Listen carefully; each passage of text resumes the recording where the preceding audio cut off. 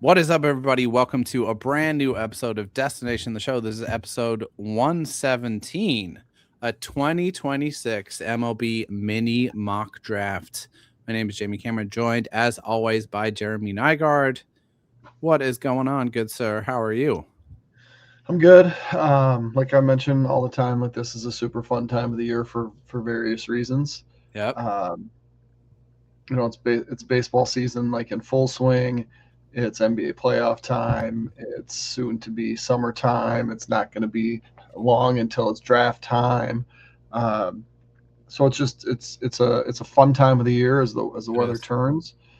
So I always look forward to this part of the year. How are you doing?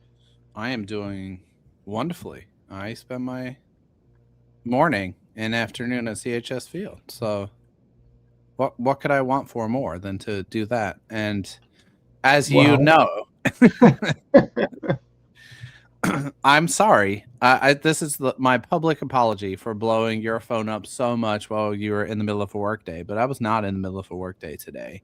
And something struck me, which was that, we've both been to a lot of sporting events and baseball games in particular. And I go usually with a view to like watching prospects. And I like these early morning games because they're usually very quiet and I can do what I want to do and I go with the press pass and all the things and write up something for Twin City or wherever else. I always think about like what am I hoping to see on a given game on a given day.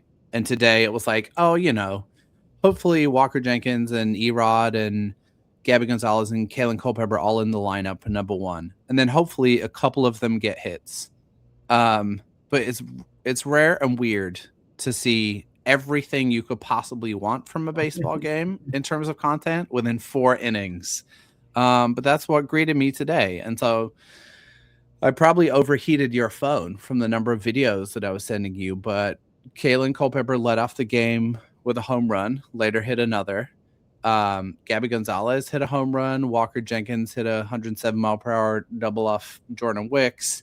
Emmanuel Rodriguez hit a home run at 118.3 miles per hour, which is the second hardest hit baseball at any level this year, and then hit another. So that was pretty fun. you saw literally everything you hoped to see. Literally. And I'm not taking it for granted because, I would have settled for the Walker Jenkins double, but I got, you know, I 30 or mean, 40 times what I bargained for, honestly. would the video been better if you would have moved to the third base side? Yeah, I mean, yeah. So hold on. Here was my quandary, right? So the way the lineup was today, it was Culpepper, then Jenkins, then Gabby Gonzalez, then Kreidler, then Erod. So Okay. and they were facing a lefty starter in Jordan Wicks. So I was like, okay, I got a decision to make here. I'm going to start first. I'm going to start first base side, open side for the righties because I have, you know, Gabby Gonzalez and Kalen Culpepper are advantage seeing a lefty starter. And that was a decision that paid off, but I also missed getting open side for a Walker Jenkins double because I could not run fast enough from the first baseline to the third baseline. So I And was dashing back and forth. the reason that you couldn't run fast enough had nothing to do with like crowded concourse. It was No. it It was really it did. It was was just like too many hard hit baseballs. So thanks mhm. so much to the Iowa Cubs for serving up an absolute feast for St. Paul. It was really fun. Let's I go. uh I will not see the Saints this week, but I do plan to make a cameo at Target Field Thursday Okay.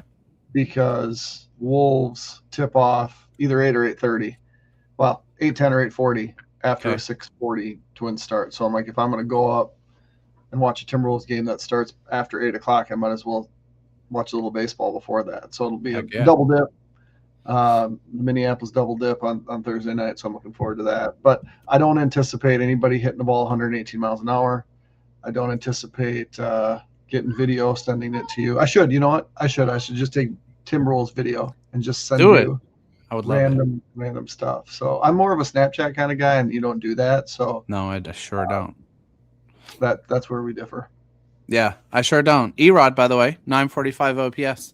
I'm calling it now. call up is imminent. It has to be, dude. This offense is so sleepy, and I know they were good yesterday against Seattle, but in general, look at the Twins. The Twins lineups OPSs. It's dreadful. It's so bad. Yeah, I don't know. I mean Buxton's solid. For sure. Larnick is hit a little bit these last couple days. Jeffers has been good.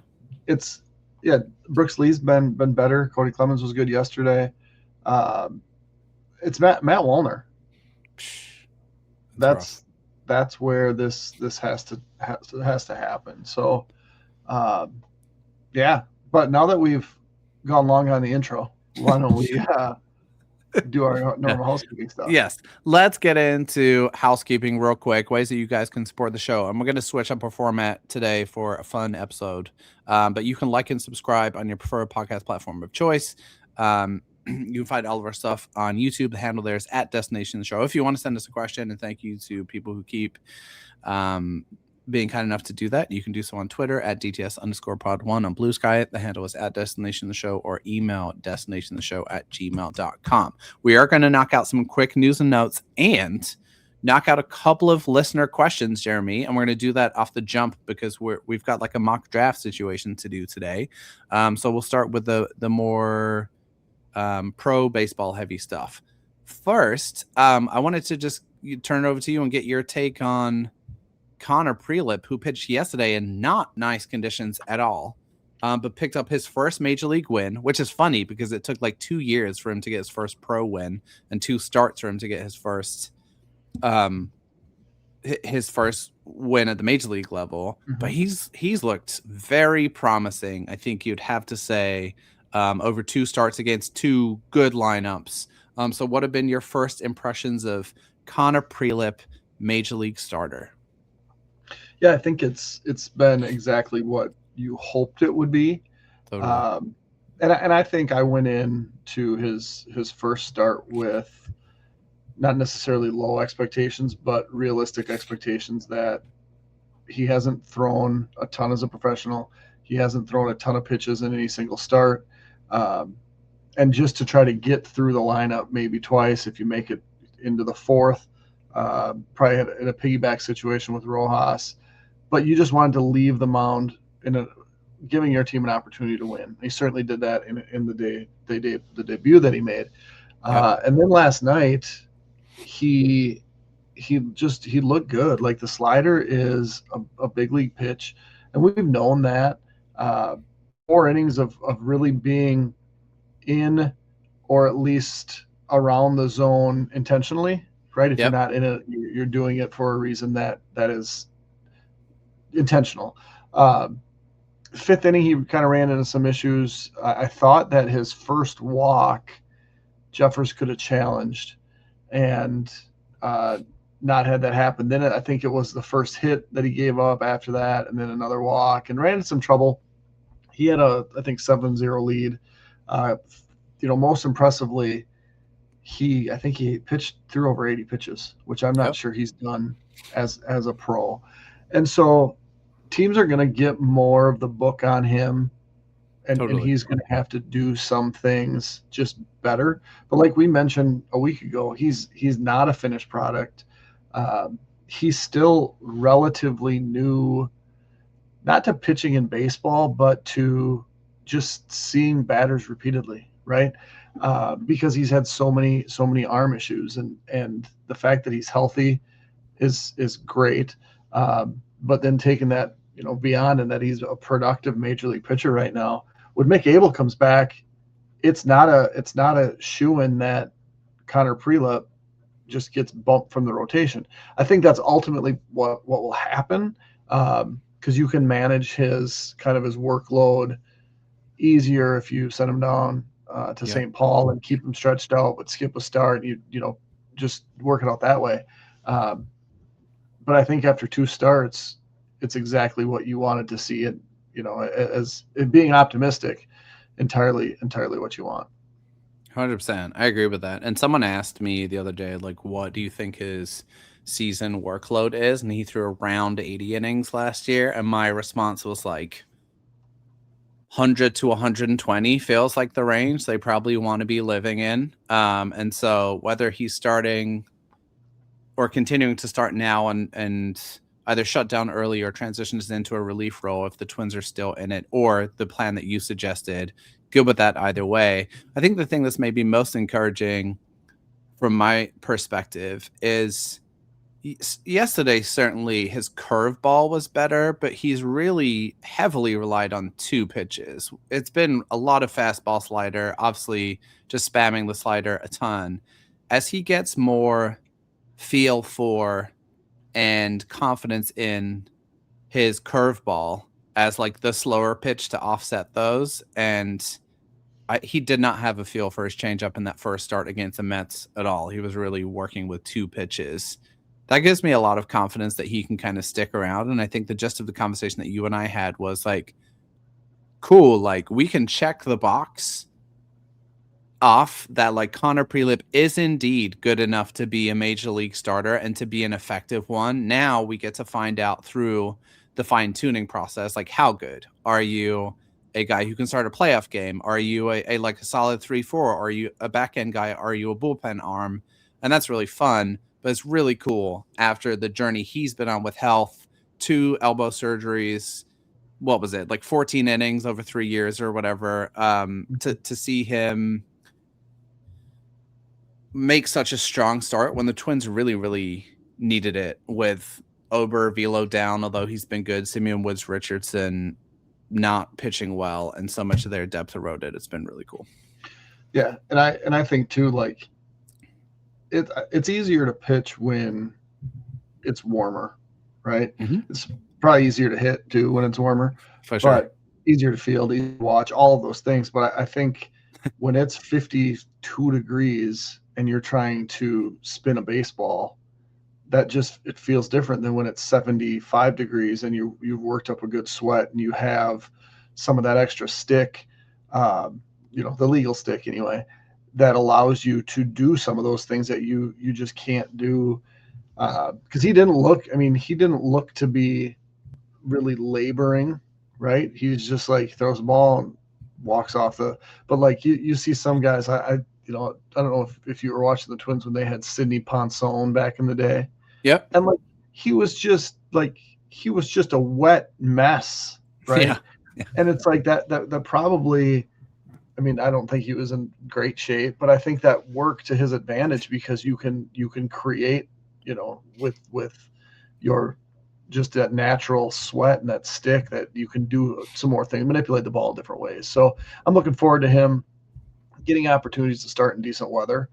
Yep. And there's going to be clunkers. Like there's absolutely going to be clunkers, and it's like, Definitely. geez, he didn't look as good. If the slider's not doing the right thing, yeah, it's gonna be rough if he's not locating, and we're gonna have one of those every 6 starts or maybe even more. But I look forward to it because it's obvious now he's a big league pitcher. The ceiling to be determined. Yeah, super fun. In straying from our normal kind of design here, we're doing a mock draft today, so we're actually going to knock out a couple of listener questions. We're going to try and do these as quick fire as possible, which is hard for you and me, Jeremy, because we like to talk, but we'll do our best. So the first one is, we'll start in St. Paul. Keaton asks, when can we expect to see Kyler Fedko, John Klein? He also added Aaron Sabato into this question, and I removed him because I think the answer is never. Never. But Fedko, we talked about a little bit last time around, and doesn't seem to be someone that the Twins have a ton of belief in necessarily contributing. I'm curious what you think of Klein. Like, we're seeing this constant bullpen churn at the moment.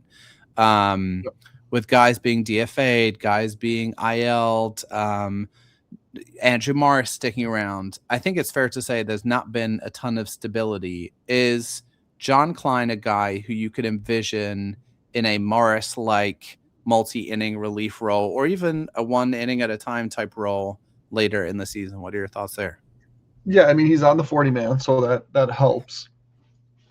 And we had Acton go on the injured list earlier today, and when there's attrition to your 40-man, you're required to make moves.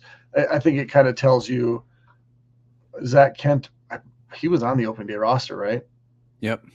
And I so believe it so. tells you about the whole depth and belief in this bullpen when an opening day bullpen arm gets DFA'd a month into it, right? And not like an old guy, like a younger guy that they claimed off waivers and they gave a chance to.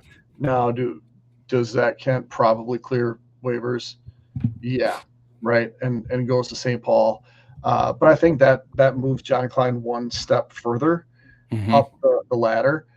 But I think him and Raya are probably at the bottom of that ladder, right? So there's going to be a time where it's just like you need an arm, you bring him up because you can run that 40-man shuttle.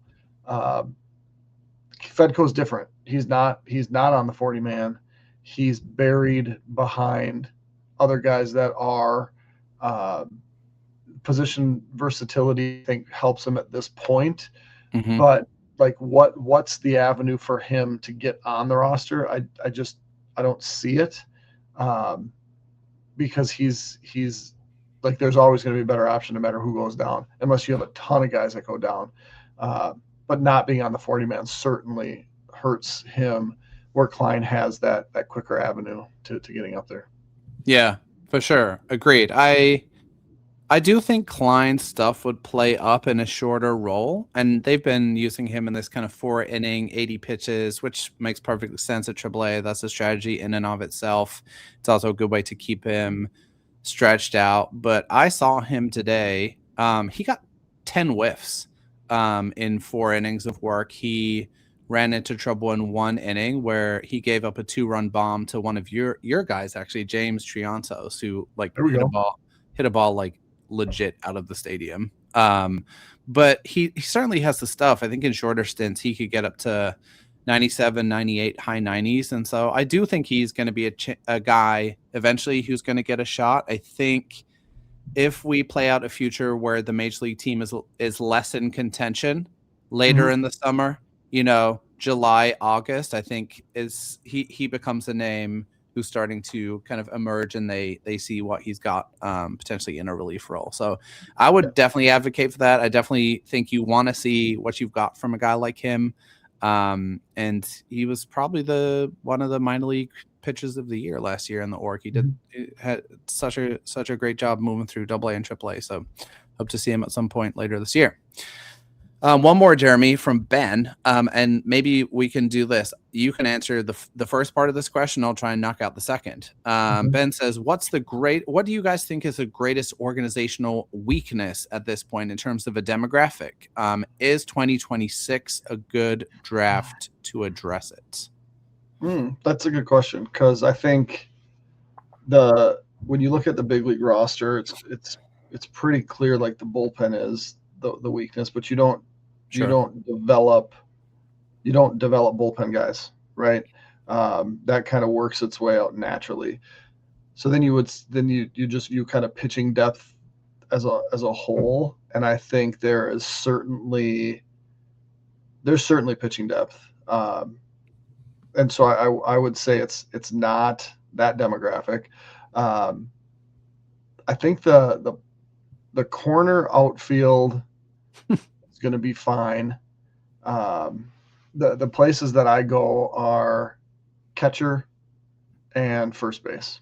And the thing is, you don't really look to do, you don't really draft first baseman. You typically draft third baseman or corner outfielders that just kind of fall down the defensive spectrum. And so I think that's kind of where I lean, like catcher and then the corner infielders. Corner infield. There we go. That's what I was going to say, is like, can we expand that? Because I think if you want to keep Kalen Culpepper, who I think can play shortstop in the majors, at shortstop, you don't have a good third base situation. Like me personally, I'm less and less convinced that Royce Lewis is going to be whatever he was. He's not looking like that player anymore. And yeah, you're absolutely right. First base has been a black hole. It doesn't seem like something the Twins feel very urgent about, but at the same time, I might also throw second base in there just because defensively, I mean, maybe there's a world in which you throw 20 newly minted, like 20 home run hitter Brooks Lee to second Right. base, and he looks better defensively there than where he's struggling for range at shortstop. But Keishel has not looked good at second base, and in general, the infield has been like a defensive black hole. So I think I would agree 100% with catcher, and then I think in general, I'd just say infield is thin. Yeah. The hard part there though is like you don't typically draft like exclusive second baseman, right? Second baseman turn out to be the Brooks Lee types. If you have Merrick Houston that hits, like he moves somebody off of shortstop, whether that's to third base or second base. The Twins do a great job drafting shortstops and playing guys out of position like Winokur, Quentin Young, right? That's not their long-term spot. The Brewers, we talk about them a ton. They draft all sorts of third basemen. Yep. And then what you see is they get moved either across the dirt or out of the dirt.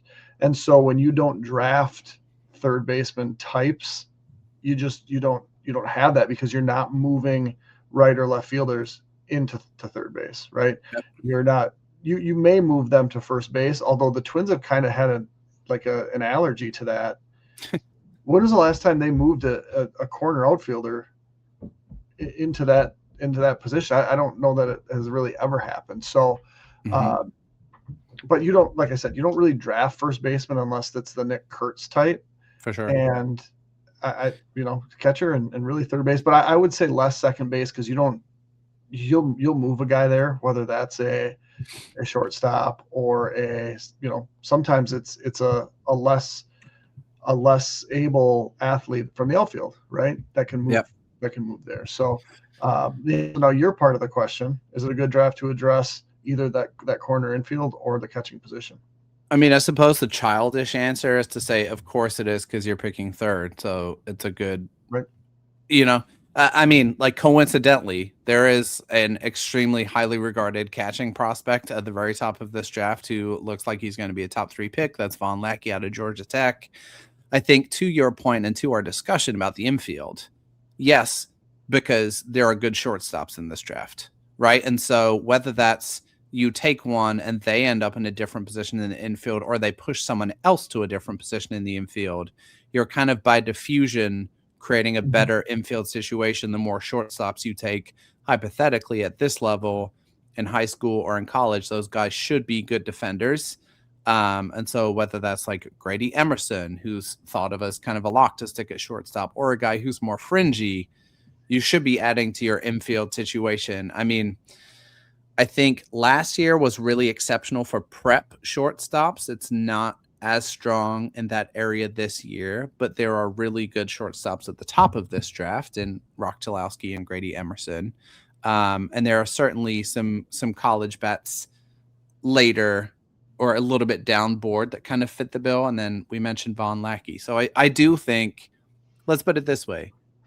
The Twins will draft a top 100 prospect, most likely in an area of need that we've talked about with the number 3 overall pick, whether that's Lackey at catcher or one of the shortstops that we've talked about. Those are the 3 most likely guys. All of those guys are probably top 50 consensus prospects in baseball, at least. So that's an exciting place to be. Yeah. Okay. Thank you guys for sending in the questions. We're going to take a quick break for commercials. We will be back in a few seconds and we will dig into the 2026 mini mock draft.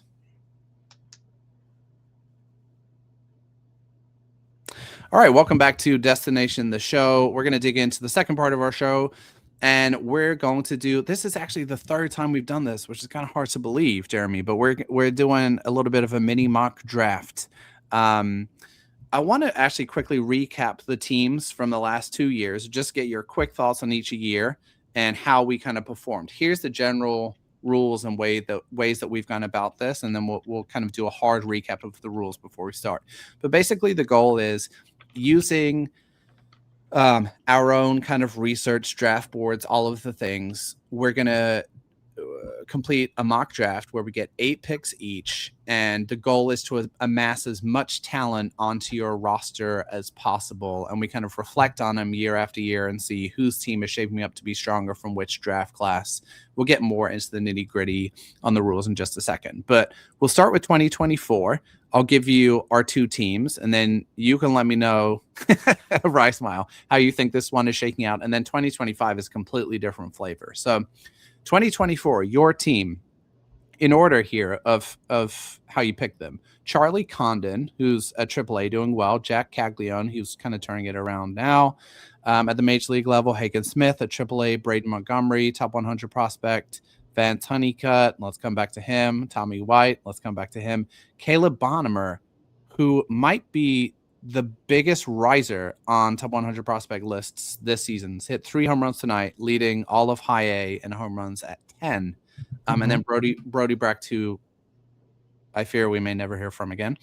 And then my team from 2024, Travis Bazzana just called up to the majors; JJ Weatherholt, Nick Kurtz, last year's Rookie of the Year; Connor Griffin, that one worked out quite well; Chase Burns, Trey Savage, Seaver King, probably my weakest pick overall, and Bryce Rayner, who's appearing on the back end of top 100 prospect list but is in the lower levels.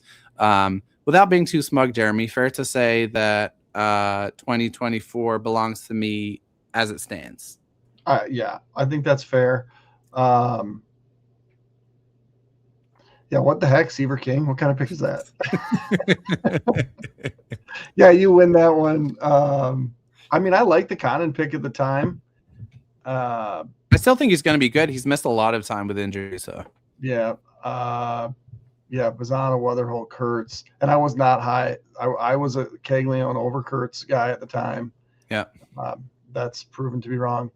Connor Griffin, great pick. Hagen Smith and Chase Burns were like 6 to 1. We both preferred Smith, I think. Yeah, as the lefty. Yep. And then I was a big fan of Braden Montgomery. He got hurt, but he's been good now. Savage turned out to be great for you. But yeah, the Vance Honeycutt, we knew all the questions. I was going to bet on that. Didn't work out. Tommy Tanks, Ufta.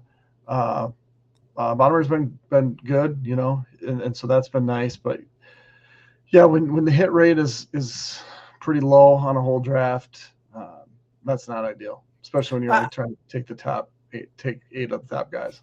Totally. I mean, look, I honestly, I think this is more about overperformance from my guys than underperformance from your guys, right? If we count hits from your team, I think jury's still out in Condon. Same with Cags, Braden Montgomery, Hagen Smith. All of these guys have a shot, and Caleb Bonham.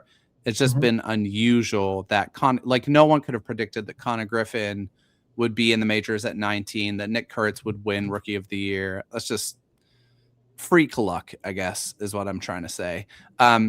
If we move to 2025, this is so different, and I'm trying to parse, and I'm curious for your opinion here. How much of this is just because it's so much more recent and we haven't had enough time pass, and how much of it is we did a terrible job, or how much of it is option 3, the draft board dynamics shifted and changed so late in the day? Because you've got guys on here, we don't have Cade Anderson picked, who was the number 3 pick, is looking like one of the best pitching prospects in baseball, for example. But here's your team from 2025. Ethan Holiday, who's been fine.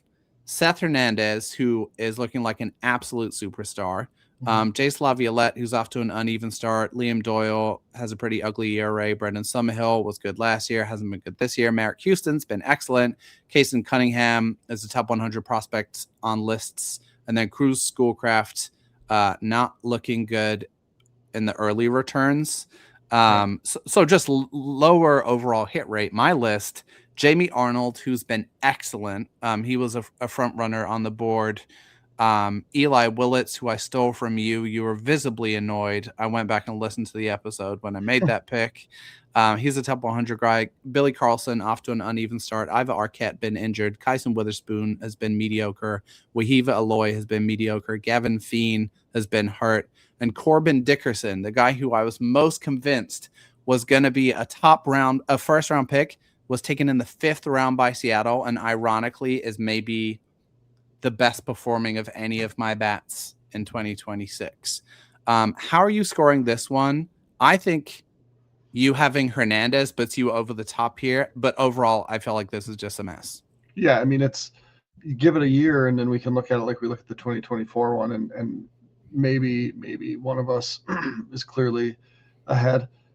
Seth Hernandez has been that good. I mean, but the reality is a lot of these guys have got 3.5 weeks of pro ball, right? And so a year from now, it's going to look super different. But I just eyeballing those lists, I'm looking at and saying Seth Hernandez has been the best of all of them. Everyone else has plenty of time.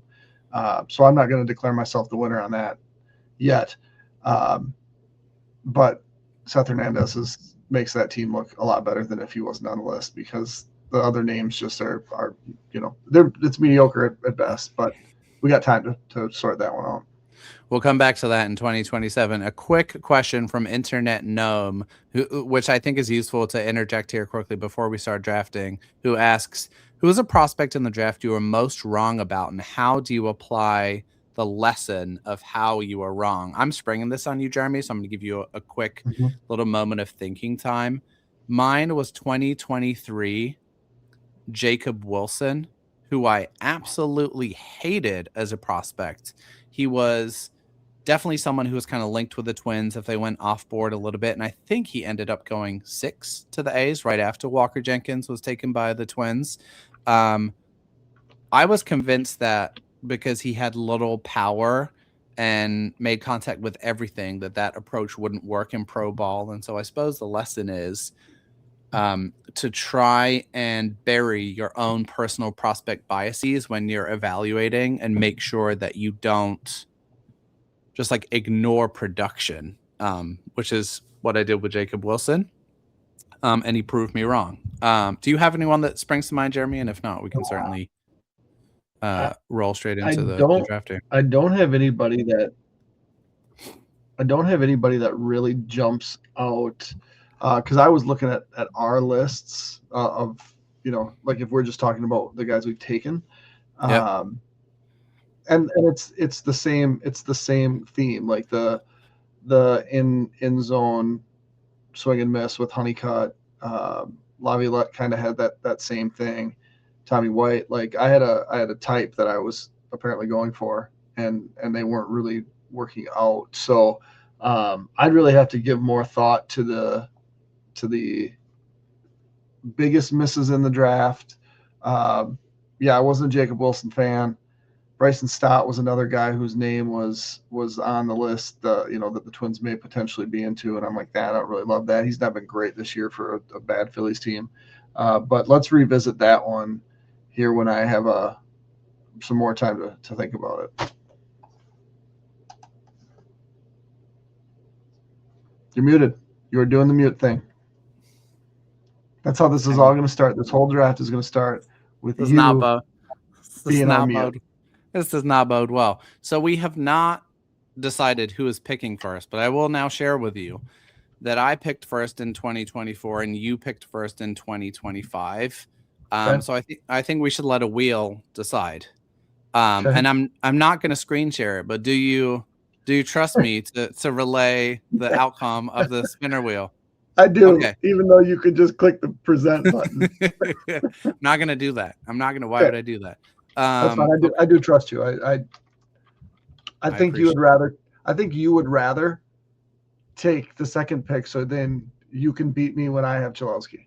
I would much rather have the first pick. Okay. I need you to pick an option of no or yes. Those are your options. It's a no or yes wheel. I'll take no. Okay, here we go. This is fun for you. This is fun for me, not fun for you. It is no. You have the first overall pick. Let's go. Well, I'm going to. So the rules are eight total. Yes, right? 8 total. Must include at least 2 prep players. Must include at least 1 pitcher, and we're just going to take like 30 seconds to a minute to kind of talk through our rationale as we go here. Yeah, so with the first overall pick in the 2026 mini mock draft, I will take Rock Chalowski because he is the best prospect in the draft. Will be my opening day shortstop next year, and uh, that's an easy one. Open shut, take Rock at one, and and move on.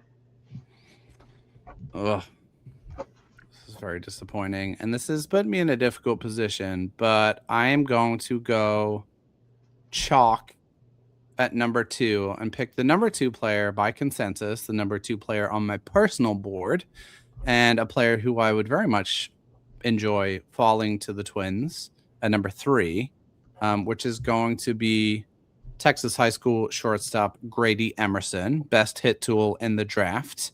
And I do just want to call out the possibility because we haven't discussed this and we get into such narrow-minded draft chatter. What if Grady Emerson ends up being better than Rock Chalowski? Now, is that definitely going to happen? No. Is that probably going to happen? Probably not. But we should consider these types of possibilities when we're jumping into these conversations. And I feel like we've siphoned off both the number 1 pick as being Rock Chalowski and like there's no doubt that he's going to be the best player from the draft. And that's probably a silly conclusion to draw. So Grady Emerson is my first pick. Back to you, and here's where things are going to get interesting. Yeah, not interesting for me yet because given both the context of how we need to draft as well as the board as it shakes out, I'm actually going to go down to number 4 on your consensus board, and I'm going to take Von Lackey. Unless your board's not updated, he's 4 on what I have in front of me. He's now 3. Okay, well, I'm looking at a diamond centric consensus board, and he's 4 on that. So Okay. I'm taking him because I don't know that we've ever actually drafted a catcher in this, for one. And when you have the opportunity, and I'm thinking like the Adley Rutschmans of the world, less of the Henry Davises of the world, but Von Lackey could. I mean, he's athletic enough that he could play, and does play positions besides catcher. I don't know that the bat is advanced enough where you move the guy away from catcher like we saw with Bryce Harper, like you see with a bunch of guys. But if you can plug someone into this position, catcher, who won't necessarily be quick to the majors, but shouldn't be long to the majors, and can be a benefit defensively, you got to do it. So it doesn't help me with my preps. It doesn't help me with my pitcher, but I do think that I got 2 of the best 3 prospects in the draft with the top 3 picks that have been made. I think that it's fair to say that if I had the top pick, I would have gone with Rock plus whoever was left as well. I think that 99% of people would have done that. So this puts you in a strong position the way that the board sits now. I do want to quickly mention something before I make my pick here, which is that we talked about how last year the board shifted so much after we did this draft process. I think we're going to still see a lot of shifting, but I don't think we're going to see a lot of shifting in this top 3, 4. I think the industry is pretty agreed on that. I, however, am not picking by consensus because I need to make strategy moves here. And you have Rock Chalowski and Von Lackey, and I feel very convicted on both of those players, so I need to take some swings. So I'm doing it now. I'm going to take a second prep. And I'm going to take Florida high school shortstop Jacob Lombard, who is possibly the most tooled out player in this entire draft class. We're talking 70 defense, 70 power, 70 speed. And if he hits, I guess I'm really streaming on my Connor Griffin pick from a few years ago. This is a guy where if he hits as a prospect, I win. Or I have the potential to significantly swing the tide in my favor. I also think there's a lot of uncertainty about the prep bats in general in this class. And so I'm trying to squeeze you a little bit from the jump. So I'm going to take Jacob Lombard as my second player. Back to you for your third pick. Yeah, and I don't love doing this because I like that. I like your strategy of going down the board to steal a prep. But that and my strategy was to wait on a pitcher, but I thought you might take a pitcher there. Um, and I do think there's going to be a ton of movement in that demographic as we approach the draft. With that all being said, if I can get Jackson Flora right now and have three of the top four at this point, and feel like you just said, we don't feel like there's going to be a ton of movement in that area. So Flora looks at this point like he's going to be the first arm drafted, the first college arm drafted for sure. That could change, right? We're going to see Cam Flukie did pitch, right? He did, and looked good. So we're going to see that maybe tighten up, but just sticking to the board and taking the best pitcher available was an easy one for me here with Jackson Flora. So I'll take Flora, cross him off my list. I got my pitcher, and now it's back to you. Dude, I mean, look, there's no real arguing that, right? Like, you have three of the top four players by consensus. We agreed that probably isn't going to shift much. The question, of course, though, is not can you get the most players in the top 10 by consensus? Is how are they going to play when they turn pro? I am also going to take a pitcher here. Feels like the appropriate time. I also want to prevent myself being squeezed just in case you get any fun ideas. I'm going to take Cam Flukie because I think he's better than Jackson Flora. Here's my take. I think that he's been faded a little bit, which makes a ton of sense because he's been out of sight, out of mind, hurt, hasn't pitched for 8 weeks. He came back this weekend. He was up to 98, struck out 4 in 2 innings. Will slowly build back up for a Coastal team that has a good chance to be seeded going into postseason play. So I really like Flora as a high-floored guy who I think is going to move quickly and make my team look a little bit more rosy when we kind of contrast him with some of those prep guys who could move slowly. So that's what I'm doing. I'm taking Cam Flukie with my third pick, and it's back to you for number 4. So I feel like this is kind of become the normal for me, and that's to try to take like a high rising player. With Braden Montgomery, he was a college guy at the time, but was kind of moving up boards, I remember. And I'm going to do that. I'm going to get my first prep. And so by consensus on what I'm most looking at is the guy that is moving up. This is a high school outfielder from Mississippi, EJ Booth, Vanderbilt commit. There's going to be questions with him, but he does have a carrying tool in his speed. And Vanderbilt commits typically hard signs, but Vanderbilt is a powerhouse. So if you're going to Vanderbilt, you're doing something right. Will he go in the draft? I'd assume so. Will he sign? I would hope so. But I'm going to get my first prep off the board, and that's EJ Booth. I like that pick a ton. I did. There was a reality in which I took EJ Booth if you didn't, and force you way down the board with preps in a way that I think would impact your prep value. So I like that pick a ton. I'm gonna give a take about Booth real quick before we move on here.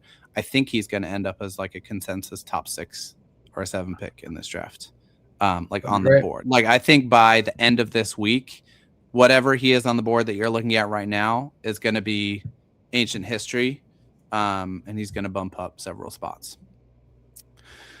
That's annoying because I was considering Booth, so good job.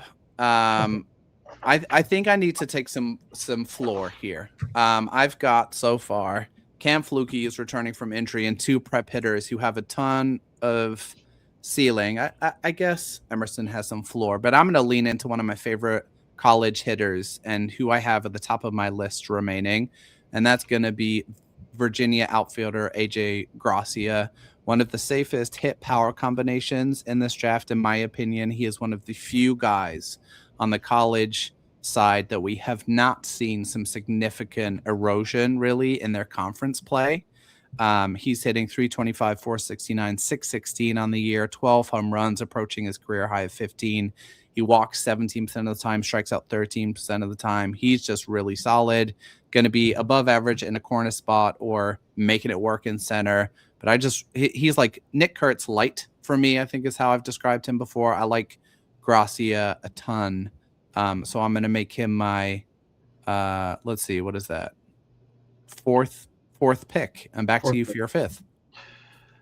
So I kind of go opposite strategy here, where you have ceiling. You have two prep hitters, a coming back from injury pitcher, and then you got to go floor. I have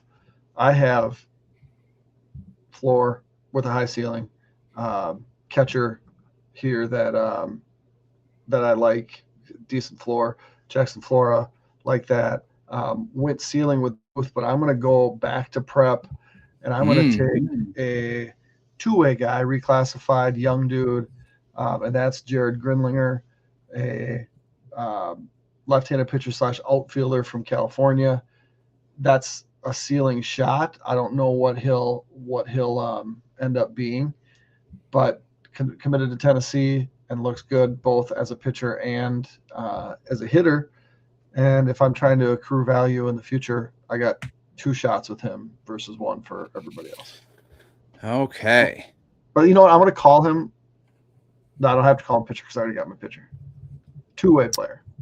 He is going to be, I think, solely a pitcher at the next level if that influences your decision at all. But I like that pick a ton. Wow, we're flying through this. You've got 5 picks, and it's back to me.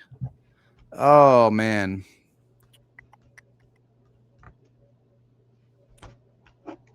Okay. I think I'm going to take not a little bit of a risk. Well,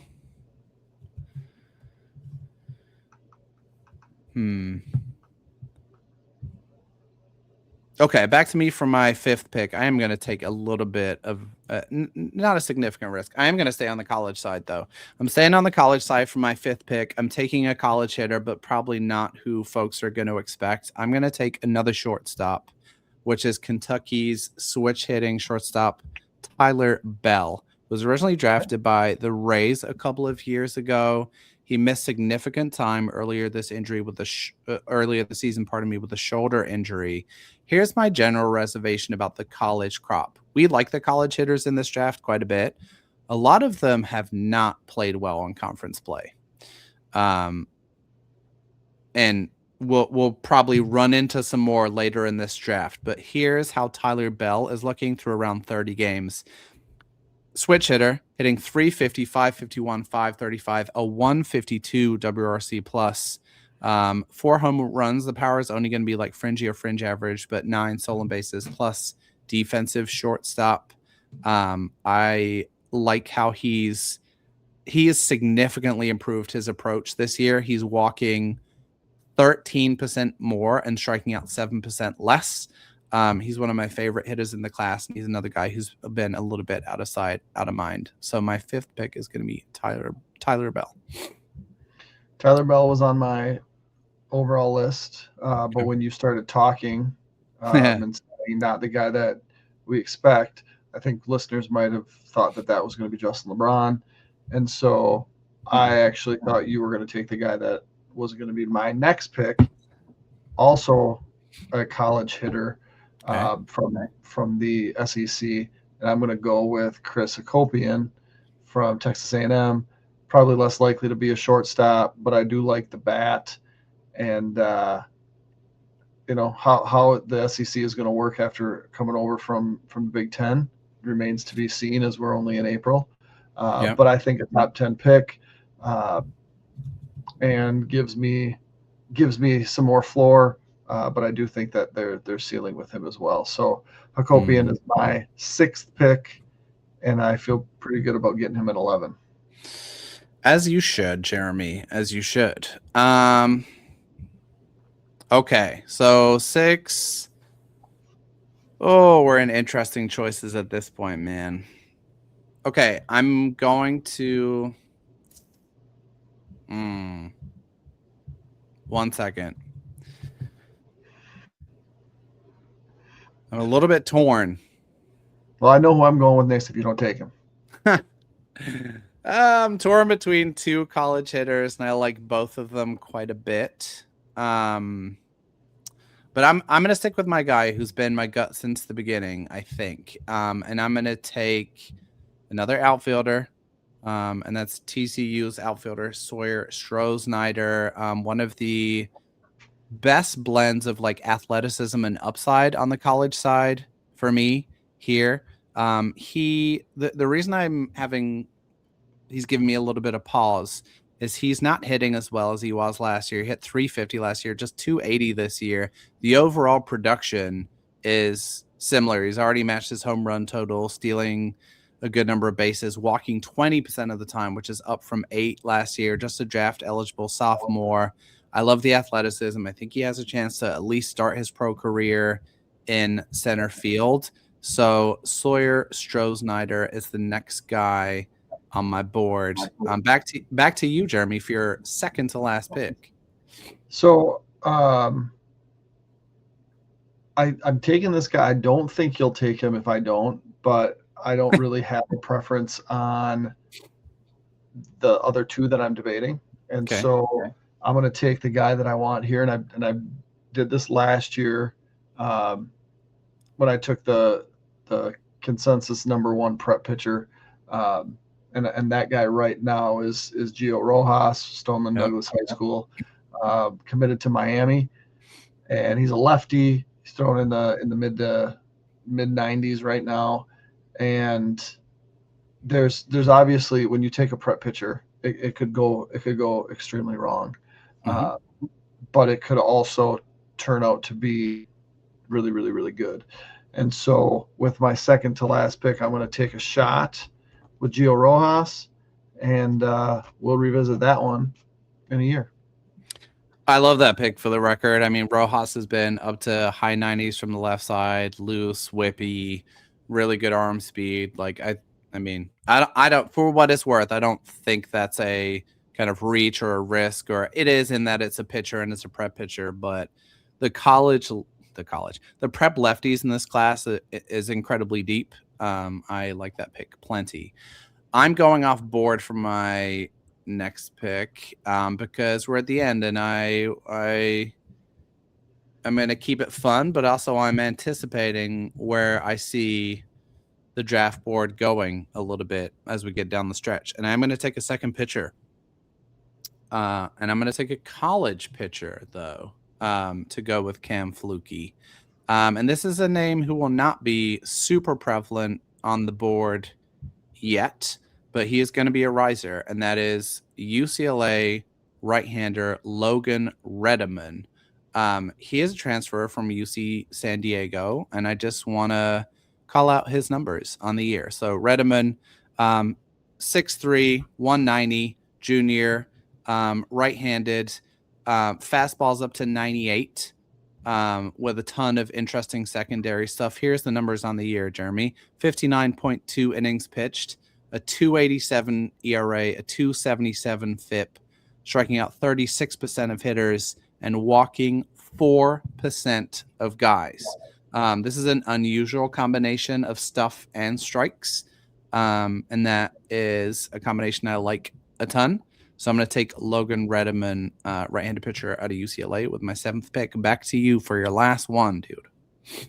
So, as I mentioned, I was debating between 2 college hitters, and there are things that I don't like about both of them. But with my last pick, it's easier to stomach taking a guy that you're less thrilled about. And these are both potentially top 10 picks.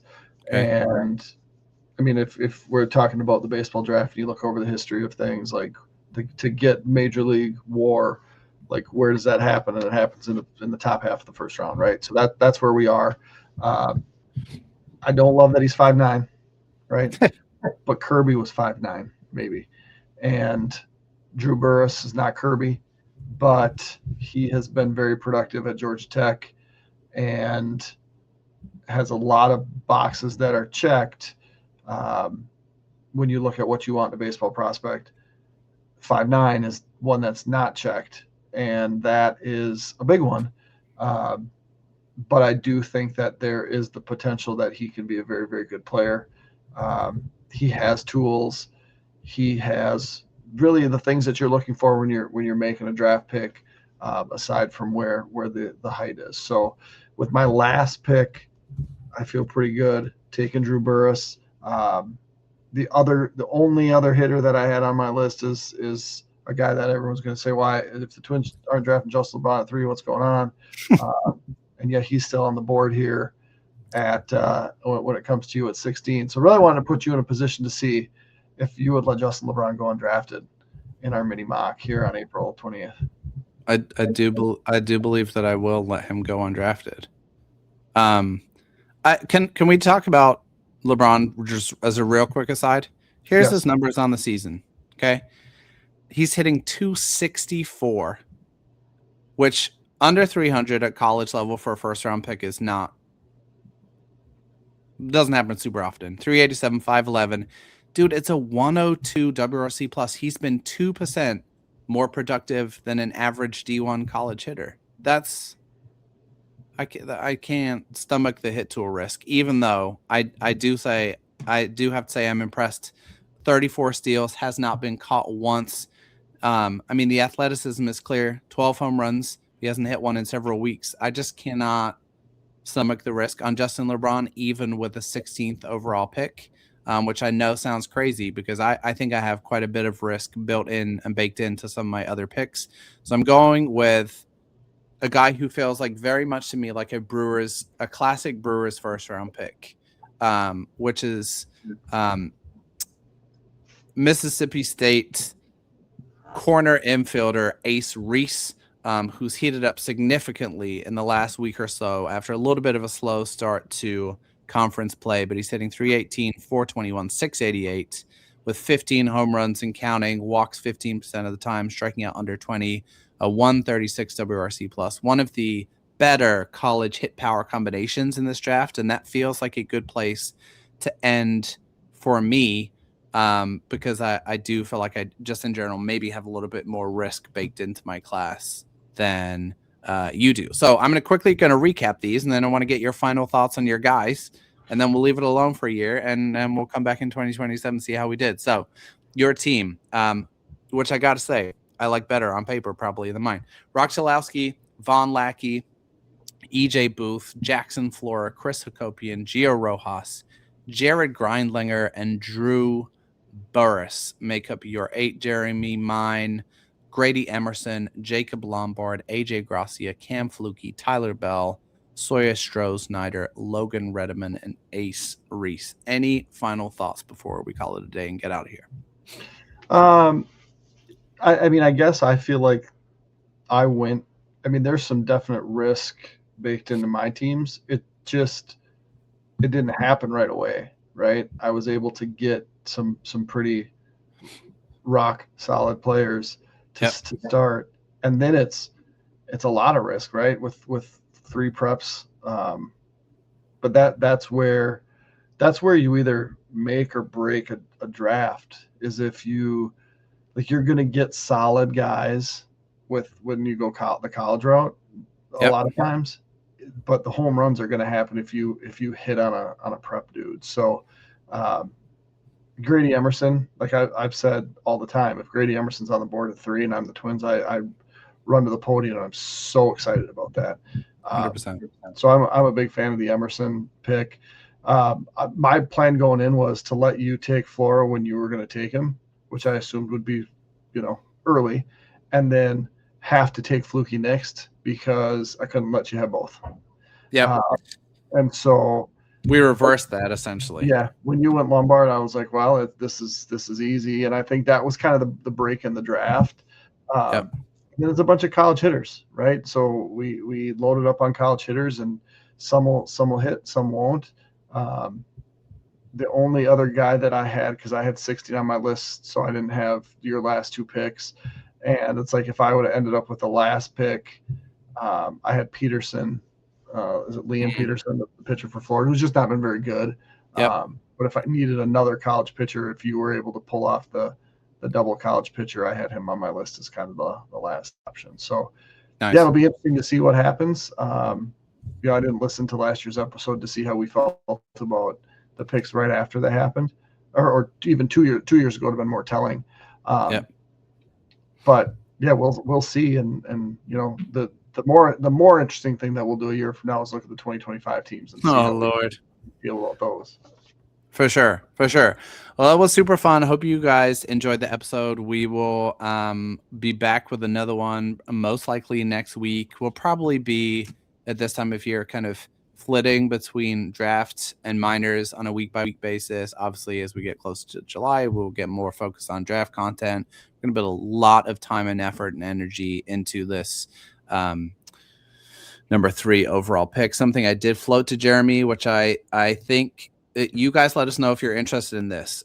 We did also float the idea of doing using Overslot's mock draft simulator to make like Twins picks for the first 5 rounds or so, and kind of start to put together a draft class and think about the money and talk through that. If that's something you guys would be interested in us doing on an episode, let us know. I think we would get a lot of joy and fun out of that. Until next week, thank you guys so much for supporting the show. Enjoy the baseball.